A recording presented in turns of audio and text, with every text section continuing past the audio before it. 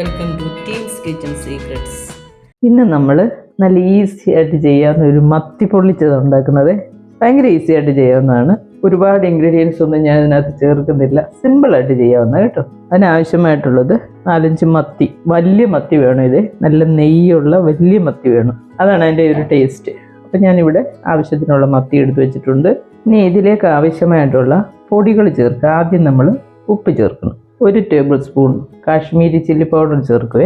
1/2 teaspoon chilli powder, 1 teaspoon കുരുമുളക് പൊടി വേണേ.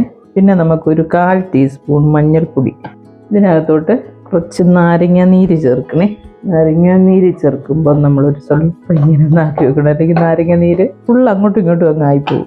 1/2 ലെമൺ മതിയെ. അതിൻ്റെ അരിയൊക്കെ ഒന്ന് മാറ്റണം. എങ്ങനെ അരി മാറ്റിയാലും അതിനകത്തുനിന്ന് ഒരെണ്ണം വരും. ഇതിനകത്ത് നമ്മൾ ഈ കരിമീൻ പൊള്ളിക്കുന്ന പോലെ ചുവന്നുള്ളിയോ വെളുത്തുള്ളിയോ ഇഞ്ചിയോ ഒന്നും ഞാൻ ചേർക്കുന്നില്ല. ഇത് സിമ്പിളായിട്ട് പെട്ടെന്ന് എല്ലാവർക്കും ഉണ്ടാക്കാവുന്ന ഒരു മീൻ പൊള്ളിച്ചതാണേ. നമ്മളിത് നന്നായിട്ടൊന്ന് മിക്സ് ചെയ്യുക. നമ്മൾ ഈ പൊടികൾ കുറച്ച് വെള്ളവും കൂടെ ഞാൻ ചേർത്തിട്ടുണ്ട്. നന്നായിട്ടൊന്ന് കുഴച്ചെടുക്കണം. ഇതൊക്കെ കൈകൊണ്ട് തന്നെ ചെയ്യണം കേട്ടോ, അല്ലാതെ സ്പൂൺ കൊണ്ടൊന്നും ചെയ്താൽ ശരിയാകത്തില്ല. സ്വല്പം കൂടെ വെള്ളം ഒഴിച്ചു കൊടുക്കുന്നത്. ശരി ഒന്ന് ലൂസായിട്ടിരിക്കണം, എന്നാലേ ആ മീനിനകത്ത് നന്നായിട്ട് നമുക്ക് പുരട്ടാൻ പറ്റത്തുള്ളൂ. ഇതുപോലെ ലൂസായിട്ടിരിക്കണേ. ഒരുപാട് കട്ടിയാകരുത്, ഒരുപാട് അങ്ങ് ലൂസും ആകരുത്. ഇത് നമുക്ക് ഈ മീനിലോട്ട് നന്നായിട്ട് തേച്ച് പിടിപ്പിക്കണം. ആ ഒരു വരഞ്ഞു വെച്ചതിനകത്തൊക്കെ അരപ്പ് കയറിയിട്ട് നമുക്കൊരു 10-15 മിനിറ്റെങ്കിലും ഇത് റെസ്റ്റ് ചെയ്യാൻ വെക്കണേ. എന്നാലേ ആ ഒരു മസാലയൊക്കെ ഇതിനകത്ത് നന്നായിട്ട് പിടിച്ചു വരത്തുള്ളൂ. ഇത് ഈ വയറിനകത്തോട്ടൊക്കെ ഈ മസാല കുറേശ്ശെ ഇങ്ങനെ വെക്കണം കേട്ടോ. ഇതിന് വലിയ മത്തിയാണ് നല്ലത് കേട്ടോ. അപ്പം നല്ല മാംസമൊക്കെ കാണും, നല്ല ടേസ്റ്റ് ആയിരിക്കും. ഞാൻ ഇതിനകത്ത് വാഴയിലയോ അങ്ങനെ ഒന്നും ഉപയോഗിക്കുന്നില്ല. അതാണ് ഞാൻ പറഞ്ഞത്, വളരെ സിമ്പിളായിട്ട് പെട്ടെന്ന് ചെയ്യാവുന്ന മത്തി പൊള്ളിച്ചതാണിത്. എല്ലാവർക്കും ഇഷ്ടമാവും, നല്ല ടേസ്റ്റ് ആയിരിക്കും. എപ്പോഴും ഈ നല്ല വലിയ മത്തി നമുക്ക് കിട്ടാൻ ചാൻസ് കുറവാണ്. ഇന്നിപ്പം കിട്ടിയപ്പോൾ ഞാൻ വിചാരിച്ചെന്നാൽ പിന്നെ ഇങ്ങനെ ഒരു വീഡിയോ ചെയ്യാം, അപ്പം നിങ്ങൾക്ക് എല്ലാവർക്കും കാണുകയും ചെയ്യാമല്ലോ. അപ്പം നമുക്കിതെല്ലാം ഒന്ന് പുരട്ടിയെടുക്കാം. പിന്നെ നമുക്ക് ഇതിനകത്ത് ഞാൻ ഒരു സാധനം കാണിച്ചു തന്നില്ല. നമ്മൾ ഈ തേങ്ങാപ്പാലും കൂടി ഇതിനകത്ത് ആഡ് ചെയ്യുവേ. അത് ഞാൻ ആ കുക്ക് ചെയ്യുന്ന സമയം കാണിച്ചു തരാം. ഇനിയിപ്പം ഞാൻ ഇതെല്ലാം നന്നായിട്ടൊന്ന് പുരട്ടി ഒരു 1/2 മണിക്കൂർ കഴിയുമ്പോഴേ ഇത് ചെയ്യത്തുള്ളൂ കേട്ടോ. എന്നാലേ മസാലയൊക്കെ ഈ മാംസത്തിനകത്തൊക്കെ പിടിച്ച് നല്ല ടേസ്റ്റ് തന്നിരവേ. ബാക്കിയും കൂടെ ഞാൻ പുരട്ടി 1/2 മണിക്കൂർ കഴിയുമ്പോൾ കുക്ക് ചെയ്യുന്ന കാണിച്ചു തരാവേ. നമ്മളൊരു പാൻ എടുത്ത് വെച്ചിട്ട് ഒരു 1.5 ടേബിൾ സ്പൂൺ വെളിച്ചെണ്ണ ഞാൻ ഇതിലേക്ക് ചേർത്തിട്ടുണ്ട്. ഗ്യാസ് കത്തിച്ച് കൊടുത്തിട്ടുണ്ട്. ഈ വെളിച്ചെണ്ണ ഒഴിച്ച് കഴിഞ്ഞിട്ടുണ്ടല്ലോ, നമ്മൾ ഈ തേങ്ങാപ്പാൽ അങ്ങോട്ട് ഒഴിച്ച് കൊടുക്കണേ.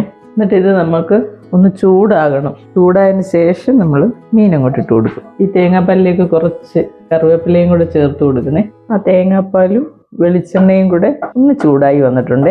ഇനി നമുക്കിതിലേക്ക് ഫിഷ് അങ്ങോട്ട് നിരത്തി വെച്ച് കൊടുക്കാം. ഇതിനകത്ത് ആ ബാക്കി വന്ന ഒരു കുറച്ച് അരപ്പുണ്ട്, അതിനും കൂടെ ഞാൻ ഇതിലേക്ക് അങ്ങ് ചേർത്ത് കൊടുക്കും. അപ്പോൾ ആ അരപ്പും കൂടെ തേങ്ങാപ്പാലുമായിട്ട് മിക്സ് ആയിട്ടുണ്ടല്ലോ, നന്നായിട്ട് എരിവൊക്കെ കാണും. ആ സമയം നമ്മളിത് അടച്ച് വെച്ചിട്ട് വേവിക്കണം. ഒരു മീഡിയം ഫ്ലെയിമിൽ ഒരു 4-5 മിനിറ്റ് ഇതുപോലെ കിടന്ന് വേവട്ടെ. ഹൈ ഫ്ലെയിം ഒന്നും വെച്ച് കൊടുക്കരുത്, മീഡിയം ഫ്ലെയിം കേട്ടോ. ഒരു 4-5 മിനിറ്റ് കഴിയുമ്പോൾ നമുക്ക് നോക്കാം. നമ്മുടെ ഫിഷ് ഇവിടെ വെച്ചിട്ട് ഒരു 5 മിനിറ്റ് ആയിട്ടുണ്ട്. ഇനി നമുക്ക് ഇത് തിരിച്ചിട്ട് കൊടുക്കാം. 2 സൈഡും ഇതുപോലെ കിടന്ന് ഈ തേങ്ങാപ്പാലും വെളിച്ചെണ്ണയിലും കൂടെ കിടന്ന് ഇത് കുക്കാകും. സൂക്ഷിച്ച് തിരിച്ചിട്ടില്ലെങ്കിൽ ഇളകിപ്പോവും. കാരണം ആ തേങ്ങാപ്പാലും കൂടെ ഉള്ളതല്ലേ. നമ്മൾ എണ്ണ മാത്രമാണെങ്കിൽ കുഴപ്പമില്ല, തേങ്ങാപ്പാലും കൂടെ ആകുമ്പോൾ മീൻ കുറച്ചുകൂടെ സോഫ്റ്റ് ആവും. അപ്പം നമ്മൾ എന്ത് ചെയ്യണം, സഹായത്തിൻ്റെ ഒരു സ്പൂണിനെ കൂടെ കൂട്ടിയാൽ മതി. ഈ സൈഡും ഒരു 5 മിനിറ്റ് ഇതുപോലെ വെന്ത് വരണേ. ഇതിൻ്റെ തന്നെ മുട്ടയുണ്ട്, അത് ഞാൻ ആ സൈഡിലോട്ട് അങ്ങ് വെച്ചേക്കാവേ. ഇനി വീണ്ടും ഇത് അടച്ചു വെക്കുക. ഒരു 5 മിനിറ്റ് ഇതേപോലെ കുക്കായി കിട്ടട്ടെ. അന്നേരത്തേന് ആ ഒരു തേങ്ങാപ്പാലും എണ്ണയും കൂടെ നന്നായിട്ട് കിടന്ന് ഇത് വറ്റിയിട്ട് 2 സൈഡും കുക്കാകുകയും ചെയ്യും. നല്ല ടേസ്റ്റും ആയിരിക്കും. നമ്മുടെ ഫിഷ് ഇവിടെ വെച്ചിട്ട് ഒരു 5 മിനിറ്റും കൂടെ ആയി. നമ്മൾ തിരിച്ചിട്ട് കൊടുത്തിട്ട് വീണ്ടും 5 മിനിറ്റും കൂടെ ആയിട്ടുണ്ട്. അപ്പം നമ്മുടെ തേങ്ങാപ്പാലൊക്കെ കുറച്ച് വറ്റിയിട്ടുണ്ട്. ഇനി നമുക്ക് ഇതൊന്നും കൂടെ ഒന്ന് തിരിച്ചിട്ട് കൊടുക്കുക. തിരിച്ചിടുമ്പം കെയർഫുള്ളായിട്ട് തിരിച്ചിടണേ, കാരണം ഇതൊന്ന് സോഫ്റ്റ് ആയിട്ടുണ്ട്. ഇപ്പോൾ ഈ തേങ്ങാപ്പാലും കൂടെ ഒഴിച്ച് നമ്മൾ ചെയ്യുന്നതുകൊണ്ട് നന്നായിട്ട് സോഫ്റ്റ് ആവും. ആ സമയം നമ്മൾ എണ്ണയിൽ മാത്രം ഇട്ട് നമ്മൾ ഫ്രൈ ചെയ്യുമ്പം കുറച്ച് ഹാർഡായിട്ട് വരത്തില്ലേ, ഇതാണെങ്കിൽ കുറച്ചുകൂടെ സോഫ്റ്റ് ആവും. തിരിച്ചിടുമ്പോൾ ഒരു സ്പൂണും കൂടെ ഉപയോഗിക്കുക. അപ്പോൾ പിന്നെ അധികം പരിക്ക് പറ്റാതെ നമുക്ക് തിരിച്ചിടാൻ പറ്റും. ഒന്ന് ശ്രദ്ധിച്ചെടുക്കണേ.